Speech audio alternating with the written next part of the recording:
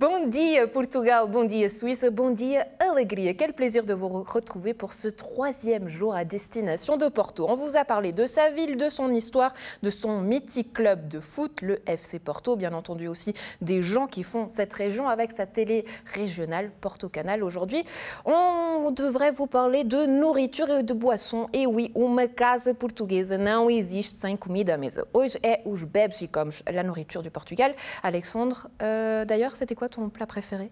Bon dia, Andrea. Écoute, je voulais te demander justement, comment est-ce que je peux dire en portugais que je me réjouis de déguster? Tenho muita vontade de provar.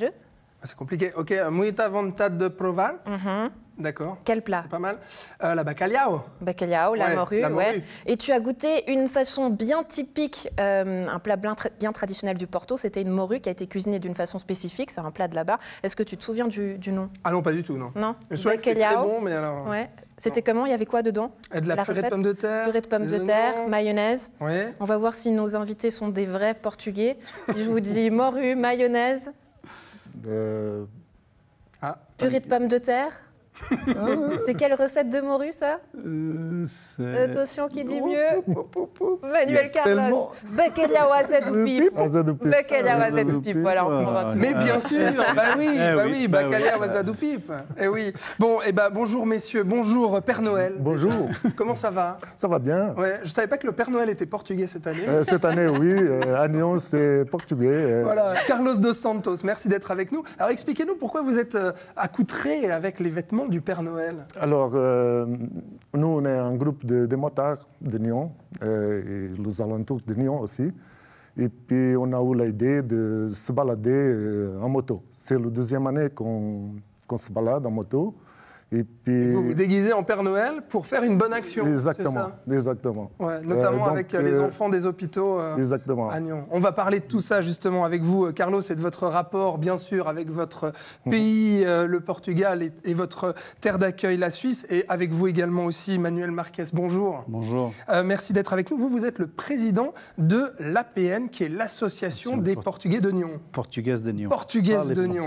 Voilà, c'est ça. Pour l'intégration justement des Portugais à Nyon. On va reparler de tout ça avec vous, mais juste un mot. Vous vous connaissiez tous les deux avant? Bien sûr. Oui. Ah, bien sûr. Bien sûr qu'on se connaît. Ah ouais. Avant, on faisait du ski ensemble. Ah, du ski. Je l'ai connu sur les pistes de ski. Voilà, exactement. Ah, ça fait combien de temps? 20 ans. Ça, ouais, à peu près, 20 ans. Et vous connaissiez aussi Manuel Marquez, nos invités d'hier, Joaquim et Miguel. En fait, tous les Portugais de Nyon se connaissent, c'est ça que ça veut dire? Non, non, pas du tout. Pas tous. Via votre association, déjà, je pense que ça crée... On connaît beaucoup de monde, mais pas tous les Portugais qui sont à Nyon. Il y a beaucoup. Oui, effectivement. Et de plus en plus, on voit des gens qui, pour la première fois, mais je dis tiens, ils sont portugais parce qu'on ne peut pas connaître tout le monde. Eux, peut-être, ils me connaissent, mais moi, pas. Oui, effectivement, voilà, avec votre casquette aussi de conseiller communal. Bien sûr, c'est aussi comme ça qu'on vous connaît, Manuel Marquez. En tout cas, Andrea, ce qu'on peut dire déjà, c'est que depuis le début de cette semaine, avec ces émissions spéciales Portugal, c'est vrai qu'on sent un engouement de la part des téléspectateurs, ce qui voudrait dire qu'il y a effectivement une forte communauté portugaise ici dans le district. Ouais. Et ça se dit également dans les chiffres, puisque les Portugais, c'est la première communauté étrangère, notamment dans le canton de Vaud. Donc ça, c'est les chiffres qui parlent. Voilà, on va passer à table, si vous le voulez bien. Et tout ça, c'est en images. À Porto, ce qu'il y a d'important aussi, c'est bien entendu la nourriture portugaise. Je vous emmène manger ici, la Cantinho do Aviez. C'est le restaurant du chef étoilé José Aviez. On y va? Bonjour, Joao. Hello. Hi. Alors dites-moi, Joao, c'est quoi cet endroit? Il s'agit de l'un des restaurants de notre chef, José Aviez. La plupart de nos restaurants sont à Lisbonne, mais celui-ci est le premier qu'il a ouvert à Porto, il y a 8 ans. Le concept de ce restaurant est de servir de la cuisine portugaise, mais inspiré par les voyages de notre chef. Nous servons du poisson, de la viande, des légumes, un mix plein de bonnes choses, mais ce qui nous différencie vraiment, c'est l'accueil que nous réservons à nos clients.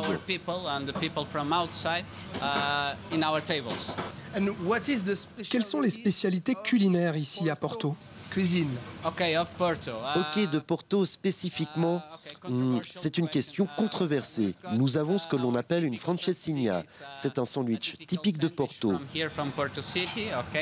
Nous avons aussi les tripèches, qui sont des tripes. C'est très commun ici.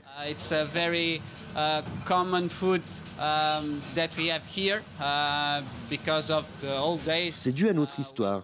Lorsque Porto a été envahi, les gens ont dû se barricader. Ils ne pouvaient plus sortir du centre-ville et ont dû manger les restes de nourriture qu'ils avaient à disposition pendant plusieurs mois. Tous nos plats sont des best-sellers, mais je peux vous en donner deux. Un de poisson, un de viande. Pour le poisson, la morue en flocons, avec des olives incroyables qui explosent en bouche. La morue est cuite à basse température, puis frite avec des légumes et des haricots verts. Et pour la viande, nous avons le veau appelé tendre à la cuillère, avec une sauce au curry. On dit tendre à la cuillère car la chair cuite pendant des heures à basse température est tellement moelleuse qu'elle peut se découper à l'aide d'une cuillère. Hier, nous avons reçu une 3e étoile Michelin pour le restaurant Encanto, le tout premier restaurant 100% végétarien à gagner une étoile Michelin dans la péninsule ibérique. Qu'est-ce que ça représente pour ce restaurant et pour le chef Aviez? Alors pour le chef, je vous laisserai lui demander. Mais c'est une grande fierté pour toute l'équipe. Nous faisons partie de la même entreprise, de la même famille. Donc c'est comme si on avait tous gagné cette étoile. Thank you very much, Joao. Thank you very much. Andrea, avec tout ce vent, je crois qu'on va finir par s'envoler. Heureusement qu'on a beaucoup mangé. D'ailleurs, vous avez certainement remarqué, la base de la gastronomie portugaise, c'est de l'huile et de l'ail. À partir de là, vous faites tout ce que vous voulez. Et alors, comment on dit l'huile et l'ail? Azeite, alho.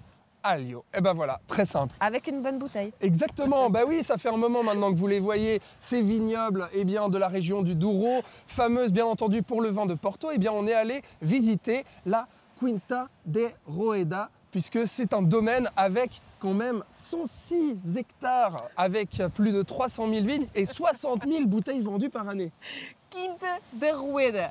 La marque, ça s'appelle Croft. Pourquoi une marque anglaise? Comme Town par exemple, parce que ça fait partie de l'histoire du Portugal, Alexandre. Alors il y avait bien sûr les Espagnols d'un côté, les Français qui étaient alliés, et de l'autre les Portugais qui se sont alliés aux Anglais.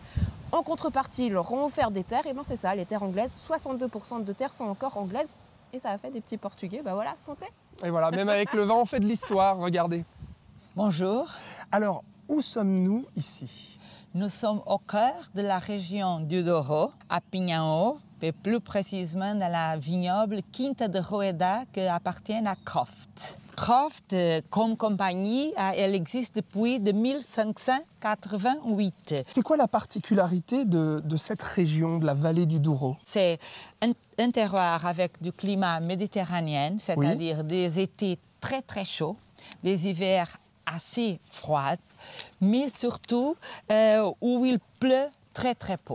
Ouais. Donc les cépages qui existent dans le Douro depuis des siècles se sont adaptés à ces conditions très difficiles et qui donnent des grappes très sucrées, très concentrées en couleur aussi, et parce qu'elles ont dû développer une peau assez épaisse pour se protéger contre la perte d'eau par évaporation, parce qu'elles ne sont pas irriguées, elles doivent survivre avec le peu d'eau que tombe sur le ciel. Aujourd'hui, c'est une journée super parce qu'on a un peu de pluie. Oui, parce que les vendanges sont faites, donc c'est bon, il peut pleuvoir, il n'y a pas de souci. Pas de souci. Et alors la vallée du Douro, c'est vraiment que du vin, parce qu'on voit énormément de vignes. Cette région, elle vit de ça essentiellement. Tout à fait, essentiellement. Et c'est l'économie de cette région, elle est toute liée à la production de vin de Porto, et depuis longtemps. La particularité de ce domaine Roeda ici dans la vallée du Douro, c'est qu'il y a des vignes très très anciennes, notamment ici. Ce sont des vieilles vignes, elles ont quel âge?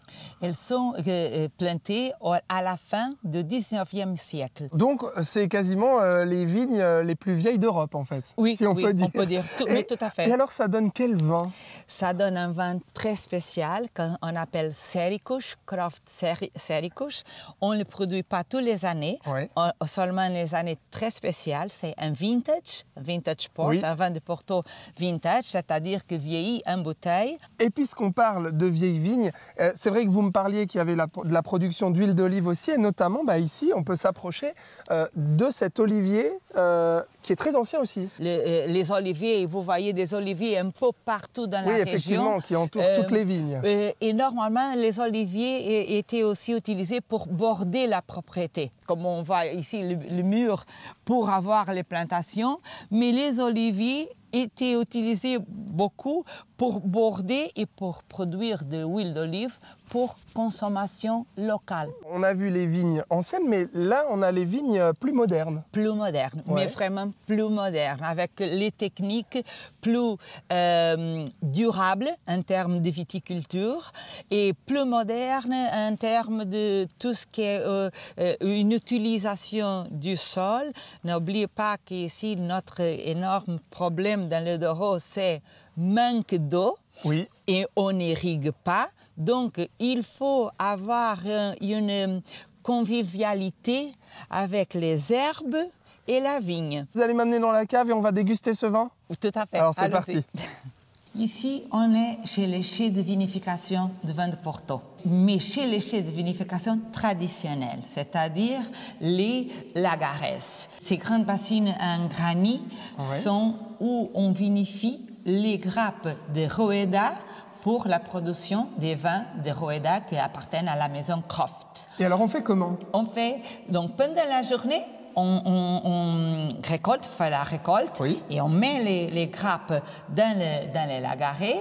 Après, à la fin de la journée, on va commencer à fouler au pied. Donc, les gens viennent dedans et ils vont commencer à faire vraiment ce que je suis en train de faire. Pour faire quoi? Pour écraser la peau et à permettre que le sucre qui est dedans de la grappe entre en contact avec la peau, l'extérieur de la peau, où est les levures qui vont commencer à faire la fermentation. Et alors, on fait ça pendant combien de temps, cet exercice au pied? 4 heures. 4 heures. Il faut des bons mollets, alors. Oui, très, très bons. Et c'est un exercice qu'on fait très bien au pied parce que ce vin est plein de tanins. Mais alors, il faut beaucoup d'employés. Il y a combien d'employés ici? Ici, pendant le vendange, ça prend autour de 4-5 semaines. Et on a besoin de 65 personnes pour ces 5 semaines pour faire la récolte et le foulage au pied. Tout à fait. Alors, Anna, ça y est, maintenant on est à la phase finale, c'est-à-dire la dégustation, les bouteilles. Alors, dites-moi, qu'est-ce qu'il y a sur la table? Je vois celui-ci, je crois que c'est le traditionnel vin de Porto qu'on va déguster. Oui. Très bien. Celui-ci, c'est le Tawny. C'est vraiment le vin de Porto plus traditionnel. C'est le vin de Porto que vieillisse un petit foudre, petit barrique, si on peut dire. Et donc il va... C'est celui qu'on connaît, en fait, nous, qui ne connaissons pas la région du Douro. C'est le Porto traditionnel. Tout à fait, tout à fait. Eh bien, santé. Santé. Et merci, Anna. Merci à vous. Il y a tout ce vieillissement dans le bois, dans le chêne, qui va donner cette note de miel, caramel, de fruits secs. Très liquoreux comme ça. Tout à fait. Et aussi, à cause de cette région magnifique, le vin va gagner une fraîcheur admirable. Donc, l'attaque, c'est doux à cause de la douceur de la grappe, mais après, le fin de bouche, le final, c'est assez sec et fraîche à cause de l'acidité naturelle de ce vin et de cette région. La région du Douro, c'est une région de montagne, donc avec beaucoup de microclimats. Et donc, dans la partie plus haute des montagnes du Douro, on plante les cépages blanches et donc on produit du vin de Porto blanc. Vraiment. Bon, alors Anna, vous m'avez dit que vous aviez une petite surprise pour moi. Qu'est-ce que c'est? Peut-être une grande surprise. Une grande surprise? Allons voir. D'accord. Qu'est-ce que c'est? C'est un cocktail? Tout à fait, c'est un cocktail. C'est le Porto rosé qu'on vient de voir, le Croft rosé, déjà avec de l'eau tonique, une touche de menthe et une touche de limon, mais déjà en canette, ready to go, prêt à boire. Bon, bah alors santé. Santé. Merci Anna. À vous. Ready to go, j'adore. Mais par contre, Alexandre, tu as dit santé à chaque fois. Non, non, non, non. Saoud. Ah, Saoud. Saoud. Saoud. Saoud. D'accord. Bon, Ok. on va le travailler encore un peu. En tout cas, moi, de revoir ces images, Andrea, je te jure que ça m'a fait saliver à nouveau. Oui, c'est vrai. Mais j'ai une bonne solution pour vous, Manuel, vous qui êtes au marché de Noël en ce moment. Ben, on peut boire du Porto au stand chez vous, de la PN. Ouais. Oui, nous, bah, c'est pas du Porto, c'est du vin chaud au Porto. Du vin chaud au Porto. Parce que on n'a jamais fait de Porto en chaud parce que je pense que ça va être un peu fort, trop fort pour en voir. Mais du vin avec du Porto en vin chaud, avec ses épices et tout, ça donne un goût formidable. Ouais, bon, on ne dira pas le petit secret du Non. chef, mais Manuel, pourquoi c'est important pour vous justement de partager ces produits du Portugal ici en Suisse? Qu'est-ce que ça dit de vous? Ben, c'est une fierté de montrer nos produits, de se montrer en avant ce qu'on consomme ici, portugais, et que les gens il y a ce petit goût d'un fond de bouche qui reviennent, quoi. C'est tout ça le plaisir, quoi. Bah, y a des traditions. Vous regardiez le reportage et vous nous disiez oui, fouler le raisin au pied, je l'ai déjà fait. Ouais, je l'ai fait quand j'étais jeune, quand j'étais mon grand-père, il travaillait pour quelqu'un qui avait des vignes. Et puis nous, comme petits gamins, on suivait. Et donc on rentrait dans cet espace où il faisait le vin. Et on était tous autour, en marchant sur le... On chantait aussi, un peu de musique. Vous l'avez déjà fait, Carlos, aussi? Ouais, Ah oui, d'accord. Quand on est portugais, on est déjà passé par là. Après, quand on vient du Nord, il y a tout. Oui. Exactement, c'est vrai que c'est un pays qui est viticole, un pays qui a de l'agriculture. C'est d'ailleurs des choses et des activités qui ressemblent beaucoup aussi à la Suisse. Et plutôt à l'intérieur du pays, avant c'était plus ça. Ouais. On cultivait tout, on faisait tout à la main, c'était nous. Ouais, qu'on faisait. on mettait les mains dans la terre. Mais est-ce que justement, le fait d'avoir ces similitudes entre la Suisse et puis le Portugal, que c'est ces valeurs de la terre, peut-être du vin, est-ce que c'est pour ces raisons-là que vous êtes venu en Suisse? Ou pas du tout?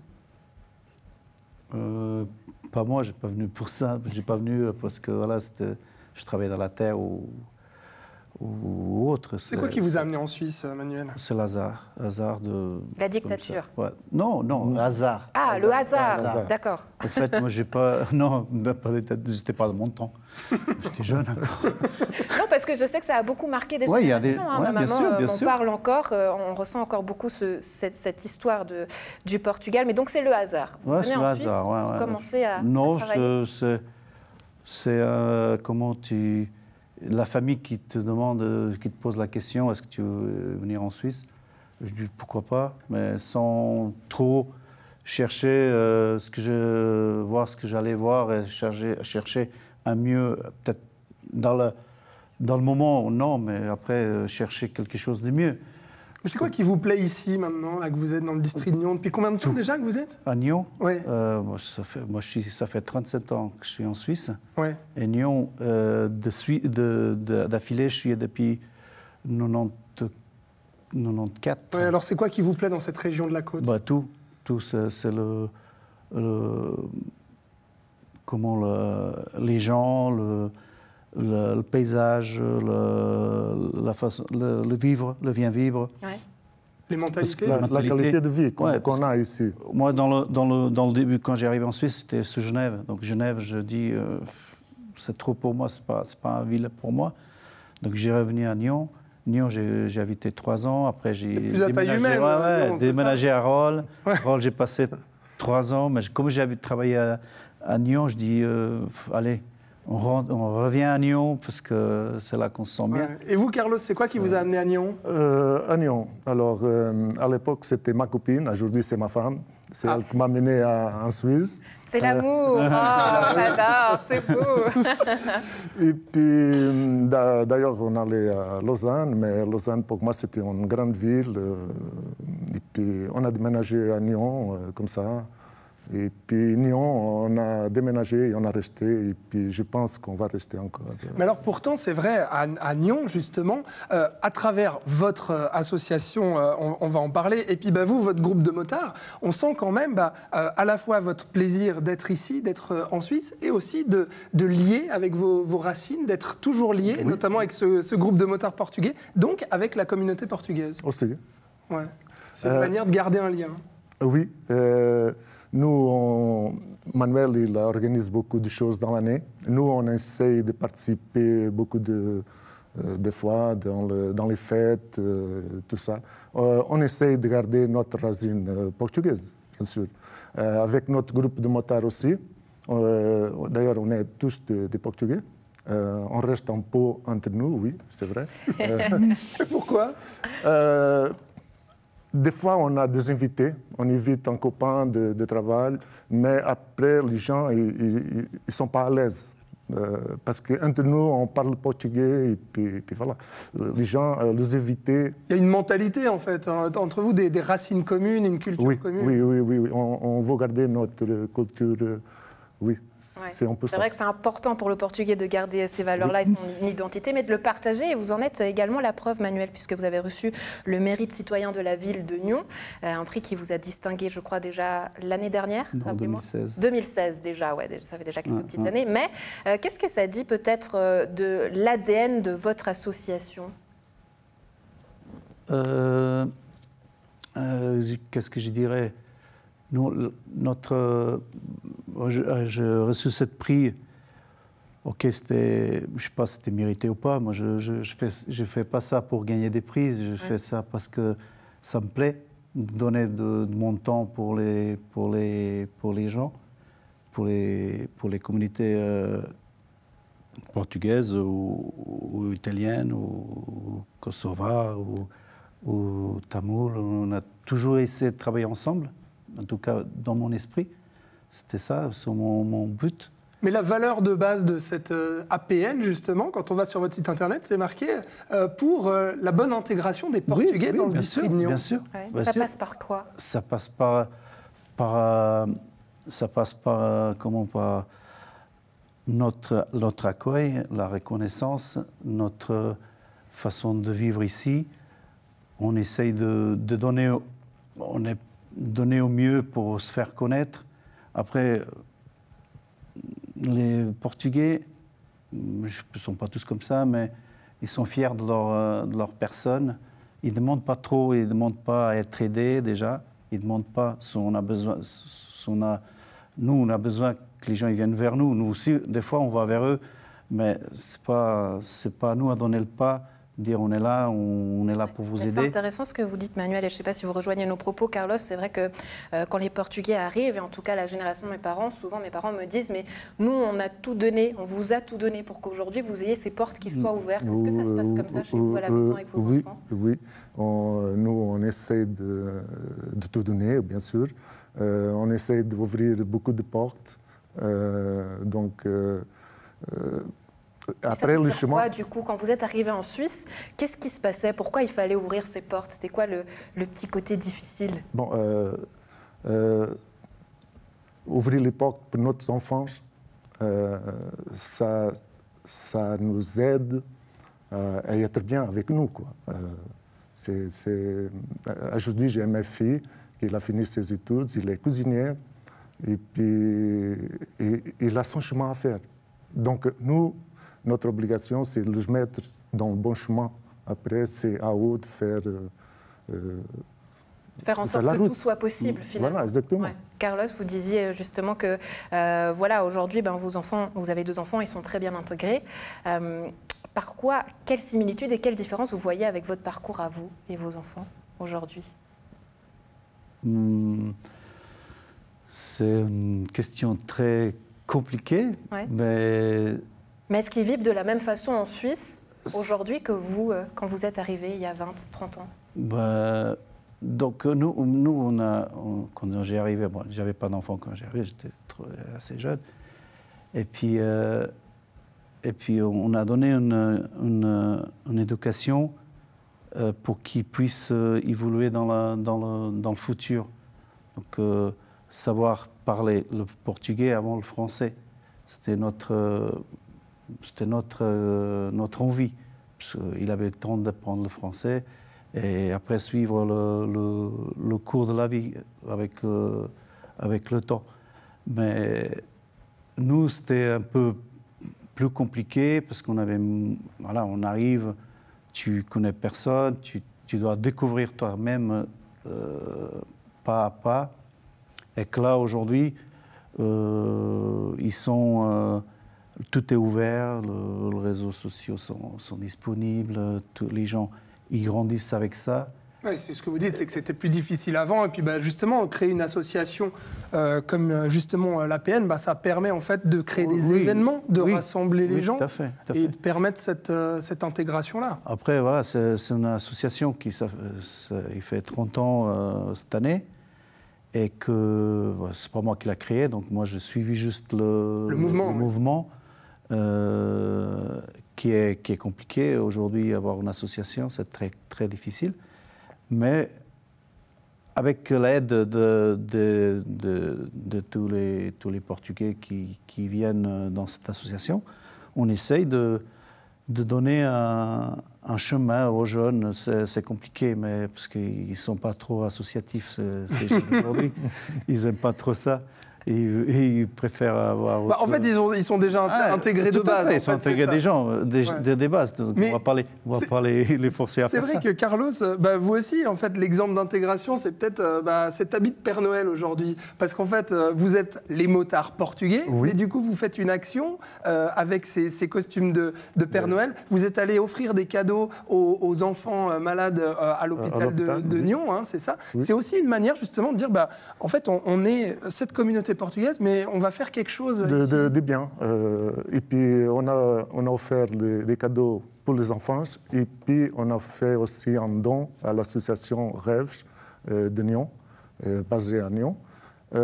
Donc, pour nous, c'est du bien. On fait du bien et puis... C'est bien comme ça, on est bien. Mais ça vous est venu d'où, cette idée? Pas tout bien. Pas tout bien. Nous, au Portugal, on est habitués et on a beaucoup de motoclubs qui font ça. Ah, d'accord. Donc, l'idée, c'est un peu, ça vient de là-bas. Aujourd'hui, en France aussi, il y a beaucoup de rassemblements. À Bordeaux, ils ont fait un rassemblement de 1600 motos. Donc, ils ont récolté beaucoup de l'argent aussi pour donner, faire des dons. Donc voilà, des traditions portugaises qu'on amène aussi. C'est ça, oui, c'est un peu ça. On a dit, le Portugal, c'est une terre d'accueil qui sait aussi également accueillir, qui sait donner des valeurs que vous avez peut-être vues aujourd'hui, ces plaisirs de la table. Et puisqu'on est en période de Noël, j'aimerais savoir, Manuel Carlos, quelles sont les traditions chez vous pour ce Noël et comment vous fêtez Noël? Bacalhau, ouais. Ça c'est sûr. Ma maman me dit, tu échappes pas, le 24, c'est morue. Même si on n'aime pas trop ça, c'est morue. Le 24. La morue, oui. Beaucoup de desserts. Beaucoup de desserts.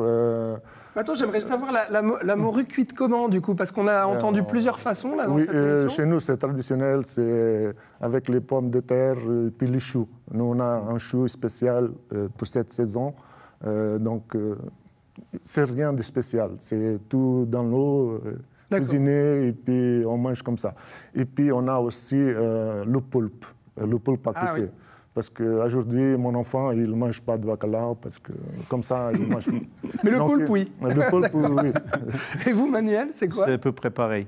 Donc, on prépare comment on prépare les entrées, c'est tout les beignets de morue, le rabanade, je ne sais pas comment on dit en français, c'est du pain, du panier. Donc, la laitria, c'est de la pâte tout fin, sucrée.